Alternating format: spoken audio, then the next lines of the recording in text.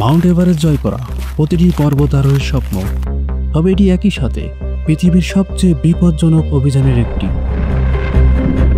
হিমালয় পর্বতমালা প্রায় 2400 কিলোমিটার জুড়ে বিস্তৃত, আর মাউন্ট এভারেস্ট হল এই হিমালয় পর্বতমালার সবচেয়ে উঁচু পর্বত শৃঙ্গ। এই পর্বতের প্রতিকূল পরিবেশ, যেখানে তাপমাত্রা -60°C পর্যন্ত নেমে আসে এবং অক্সিজেনের মাত্রা সমুদ্রপৃষ্ঠের মাত্র 33% থাকে, যে কোনো অভিযাত্রীর জন্য এটি একটি চরম পরীক্ষা। পশ্চিমে পাকিস্তান থেকে শুরু হয়ে ভুটান ও ভারতের আসাম পর্যন্ত এর প্রসার।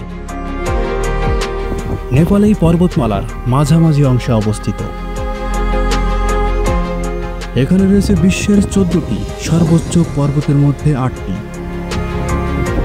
যার মধ্যে মাউন্ট এভারেস্ট সবচেয়ে পরিচিত। এটি পৃথিবীর সবচেয়ে নবীন ভৌগোলিক গঠনগুলোর একটি। প্রায় 5 কোটি বছর আগে দুটি বিশাল টেকটনিক প্লেট ভারত ও ইউরেশীয় একে অপরের সঙ্গে ধাক্কা খেয়েছিল। সেই ধাক্কার প্রচণ্ড চাপেই জন্ম নেয় এই সুবিশাল পর্বত, আর সেই প্রক্রিয়া এখনো চলছে। মাউন্ট এভারেস্ট এখনো প্রতি বছর কয়েক মিলিমিটার করে উঁচু হচ্ছে, যেন সে আকাশকে ছুঁয়ে দেখতে চায়। হিমালয় কেবল একটি বিরাট দুর্গের মতো নয়, এটি পৃথিবীর জল সরবরাহের সবচেয়ে বড় উৎস। এর বরফ গলা পানি থেকে উৎপত্তি হয়েছে গঙ্গা, ব্রহ্মপুত্র এবং সিন্ধুর মতো এশিয়ার বহু প্রধান নদীর। এই নদীগুলোর জল কোটি কোটি মানুষের জীবন ধারণের সাথে জড়িয়ে আছে।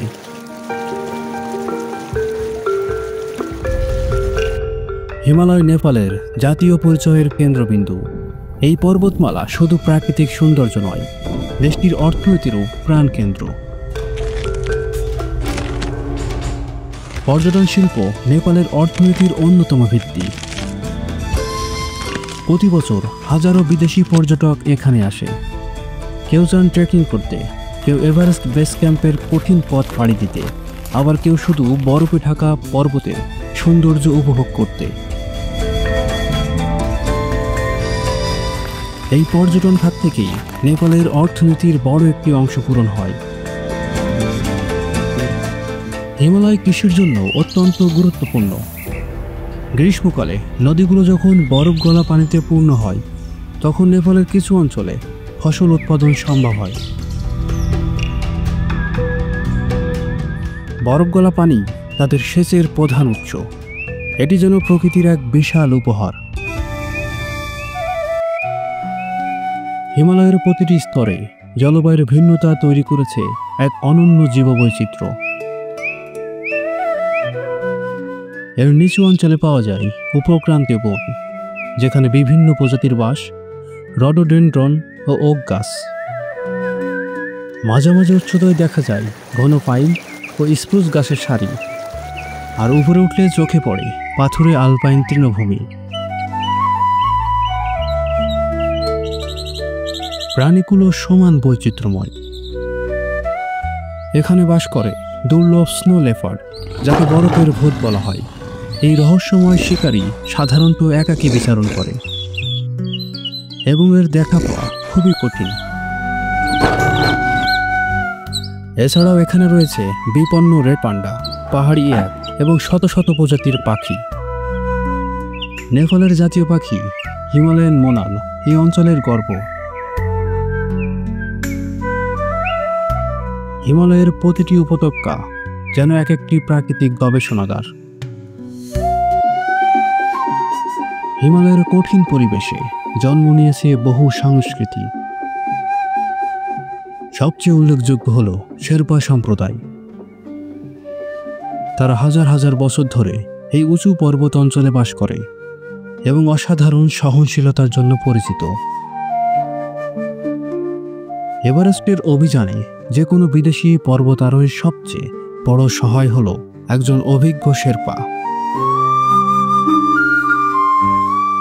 তাদের জীবন পাহাড়ের মতোই শান্ত, কিন্তু ভেতরে অসীম শক্তি লুকিয়ে আছে। ধর্মীয় দৃষ্টিকোণ থেকেও হিমালয় বিশেষ স্থান দখল করে। হিন্দু ও বৌদ্ধ উভয় ধর্মের কাছেই এটি একটি পবিত্র স্থান। অসংখ্য মঠ, স্তূপ ও মন্দির পাহাড়ের গা ঘেঁষে গড়ে উঠেছে। কঠিন আবহাওয়ার মধ্যেও এখানকার মানুষ নাচ, গান ও উৎসবের মাধ্যমে তাদের ঐতিহ্যকে ধরে রেখেছে। নেপালকে বিশ্বের মানচিত্রে বিশেষভাবে পরিচিত করেছে পর্বতারোহণ। মাউন্ট এভারেস্ট জয় করা প্রতিটি পর্বত আরোহীর স্বপ্ন। তবে এটি একই সাথে পৃথিবীর সবচেয়ে বিপজ্জনক অভিযানের একটি। বরফধস, অক্সিজেনের স্বল্পতা ও চরম আবহাওয়া প্রতি মুহূর্তে জীবনহানির ঝুঁকি তৈরি করে। প্রতি বছর অনেক সাহসী মানুষ এই চূড়ার কাছে তাদের স্বপ্ন আর জীবন দুটোই হারিয়েছেন। এই পথে প্রকৃতির দয়া শেষ কথা। 1 মিনিটের অসাবধানতা এই বিশাল পর্বতের বুকে শেষ নিঃশ্বাস ফেলার কারণ হতে পারে। তবুও প্রতি বছর শত শত মানুষ আসে, কারণ তারা বিশ্বাস করে এই পর্বত চূড়ার উপরে কেবল মেঘ আর বরফ নেই, সেখানে আছে এক অসীম প্রশান্তি।